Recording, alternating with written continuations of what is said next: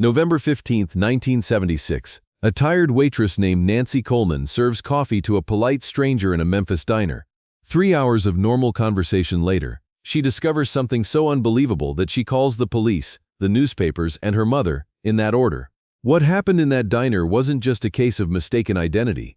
It was proof of something so incredible that even now people have trouble believing it actually happened. If you think you know everything about Elvis Presley, think again. This story will shatter everything you believed about that night in Memphis. Hit subscribe because what you're about to hear will change how you see one of music's greatest mysteries forever. Let me set the scene for you. Mel's Diner, Highway 51, just outside Memphis. It's 11:47 p.m. on a Tuesday night in November 1976. The place is nearly empty except for a truck driver in the corner booth and a well-dressed man who just walked in from the rain. Nancy Coleman had been pulling the night shift at Mel's for 12 years. She knew every regular, every traveling salesman, every late-night wanderer who came through those doors.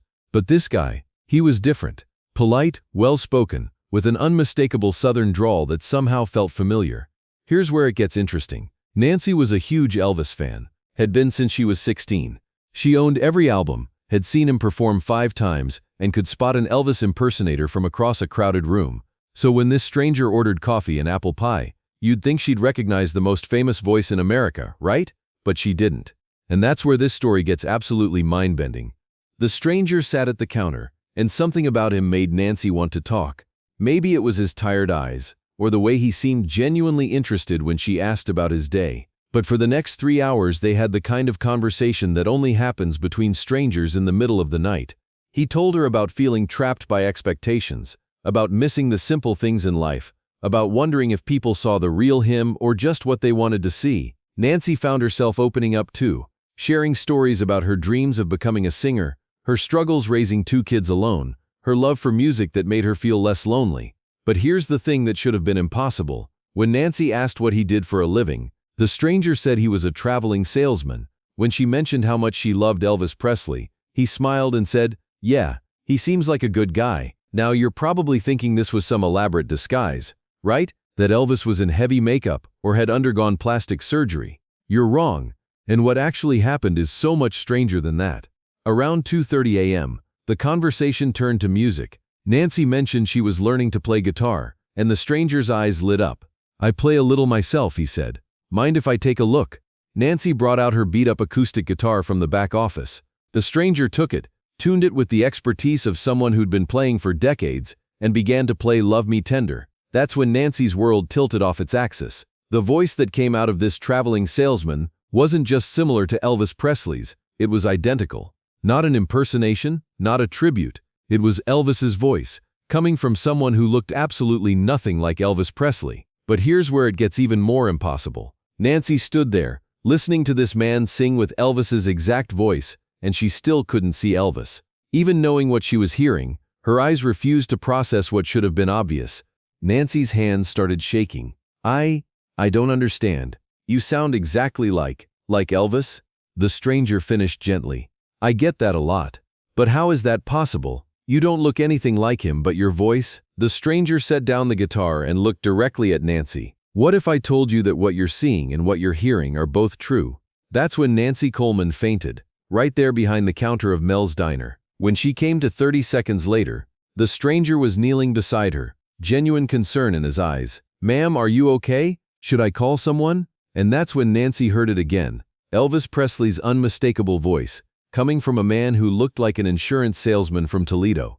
Nancy's first call was to her manager, Pete, who lived 10 minutes away. "Pete, you need to get down here right now. I can't explain it over the phone, but something impossible is happening." Her second call was to the Memphis Commercial Appeal. "I know this sounds crazy," she told the night editor, "but I think I've discovered something about Elvis Presley that's going to change everything." Her third call was to her mother. Because when your world gets turned upside down, sometimes you just need to hear a familiar voice. But here's what Nancy didn't know yet. She wasn't going crazy. She had stumbled onto one of the most closely guarded secrets in entertainment history. When Pete arrived at the diner, he took one look at the stranger and said, "Holy hell, Nancy. Do you know who that is? He says he's a traveling salesman. But Pete, when he sings." "Nancy, that's not a traveling salesman. That's Jesse Garon Presley." The stranger looked up from his coffee. "Well, I guess the secret's out. Now hold on to something, because what I'm about to tell you will blow your mind." Jesse Garon Presley was supposed to be Elvis's twin brother who died at birth in 19... That's what the history books say. That's what everyone believed. But what if the history books were wrong? What Nancy discovered that night in Mel's diner was that Jesse Garon Presley hadn't died at birth. He'd been given up for adoption to protect both boys from the poverty and chaos of the Presley household. While Elvis grew up with Gladys and Vernon, Jesse was raised by a farming family in rural Tennessee, completely unaware of his true identity. But here's the truly incredible part. Jesse had inherited the exact same voice as Elvis. Not similar, identical, because they were twins. Their vocal cords, their breathing, their entire physical structure was essentially the same. For 40 years, Jesse had lived a normal life, working various jobs, getting married. He occasionally got comments about sounding like Elvis, but he'd never made the connection. Until that night in November 1976. What Jesse had come to Memphis to do was finally meet his famous brother. He'd recently learned the truth about his adoption and wanted to connect with the only family he'd ever really had. But when he'd tried to approach Graceland, security had turned him away as just another impersonator. Dejected and unsure what to do next, he'd been driving aimlessly when he stopped at Mel's diner. The conversation with Nancy had been exactly what he needed. Someone to talk to who didn't know about the crushing weight of his discovery. But fate had other plans, because Nancy's phone calls had set something in motion that would change both brothers' lives forever. By morning, Mel's diner was surrounded by news vans. The story had spread like wildfire. Elvis Presley's twin brother, alive and well, discovered by a waitress who'd spent 3 hours talking to him without realizing who he was. The Memphis Commercial Appeal ran it as their front-page story. Elvis's twin brother found alive, 40-year secret revealed in Memphis diner. Within hours, every major news outlet in the country was covering the story. Jesse, overwhelmed by the attention, had agreed to stay at a local hotel while the media frenzy died down. But the biggest question remained. What would Elvis say when he found out? When the news reached Graceland, Elvis was initially skeptical. He'd heard countless stories of people claiming to be related to him. But when his security team brought him recordings of Jesse singing, Elvis went silent. "That's not possible," he whispered, listening to his own voice coming from a stranger. "That's my voice. How is that my voice?" The DNA test results confirmed what everyone already knew in their hearts. Jesse Garon Presley was indeed Elvis's identical twin brother, separated at birth and raised without knowledge of his true identity. Elvis insisted on meeting Jesse privately, away from the media circus.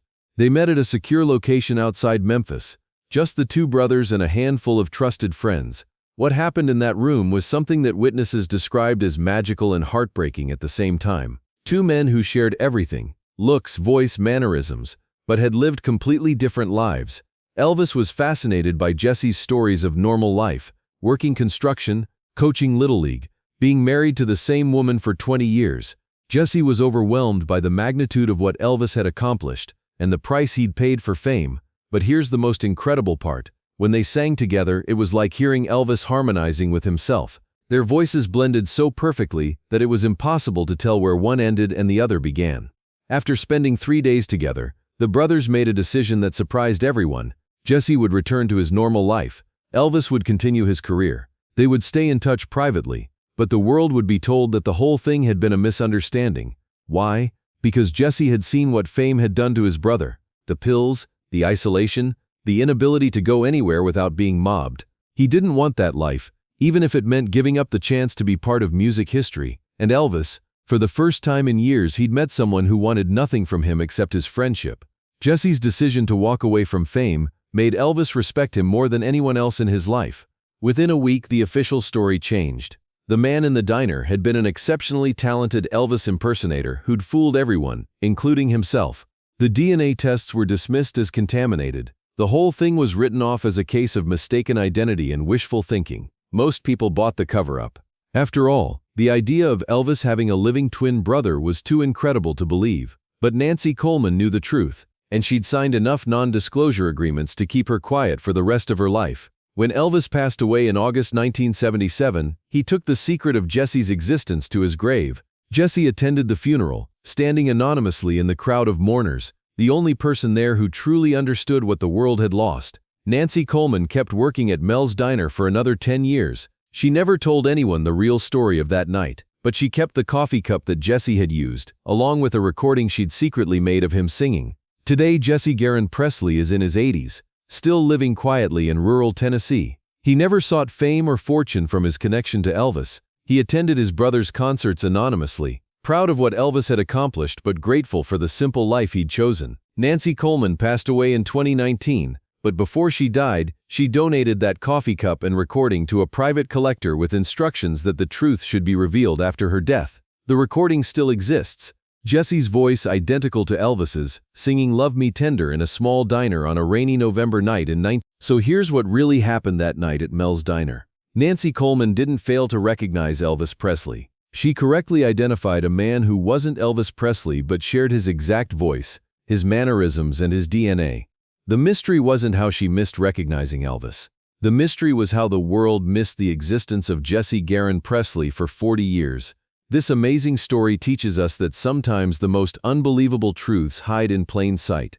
Nancy Coleman spent 3 hours talking to one of the most famous voices in the world without recognizing it, because sometimes our eyes and ears process different realities. It also reminds us that family connections run deeper than fame or fortune. Two brothers separated by fate found each other for a brief moment and chose love over publicity. This incredible story proves that truth really is stranger than fiction. If Jesse and Elvis's secret reunion amazed you, smash that subscribe button and let us know in the comments, what would you do if you discovered you had a famous twin you never knew about? Share this story because some secrets are too incredible to keep hidden forever. And remember, sometimes the most extraordinary people are hiding in the most ordinary places.